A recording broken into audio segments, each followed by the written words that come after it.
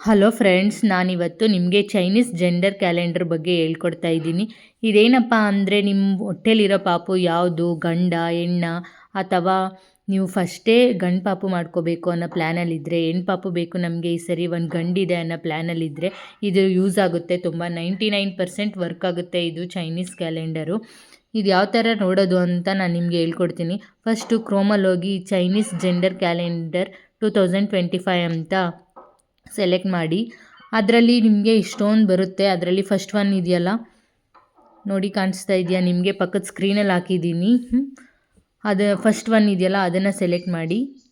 Select ಮಾಡಿದಾಗ ನಿಮಗೆ first ಅದು ಡೇಟ್ ಆಫ್ ಬರ್ತ್ ಕೇಳುತ್ತೆ. ನಿಮ್ಮ ಮದರ್ದು, ನೀವು ಯಾರು ಪ್ರೆಗ್ನೆಂಟ್ ಆಗಬೇಕು ಅಂದ್ಕೊಂಡಿದ್ರೆ ಅವ್ರ ಡೇಟ್ ಆಫ್ ಬರ್ತ್ ಹಾಕಿ. ಇಲ್ಲಿ ನಾನು ನಂದೇ ಹಾಕ್ತಾಯಿದ್ದೀನಿ ನೋಡಿ. ಡೇಟ್ ಆಫ್ ಬರ್ತ್ ಹಾಕ್ಬಿಟ್ಟು ನೆಕ್ಸ್ಟಲ್ಲಿ ನೀವು ಯಾವ ಇಯರ್ ಪ್ರೆಗ್ನೆಂಟ್ ಆಗಬೇಕು ಅಂದ್ಕೊಂಡಿದ್ದೀರ, ಈ ಇಯರ್ ನೀವು ಕನ್ಸೀವ್ ಆಗಬೇಕು ಅಂದ್ಕೊಂಡಿದ್ರೆ ಈ ಇಯರ್ ಸೆಲೆಕ್ಟ್ ಮಾಡಿ. 2025 ಸೆಲೆಕ್ಟ್ ಮಾಡಿದ್ದೀನಿ. ಗೆಟ್ ಜೆಂಡರ್ ಕ್ಯಾಲೆಂಡರ್ ಕ್ಲಿಕ್ ಮಾಡಿ. ಇಲ್ಲಿ ನೋಡಿ, ಇಲ್ಲಿ ಸ್ಟಾರ್ಟ್ ಡೇಟ್ ಬರುತ್ತೆ.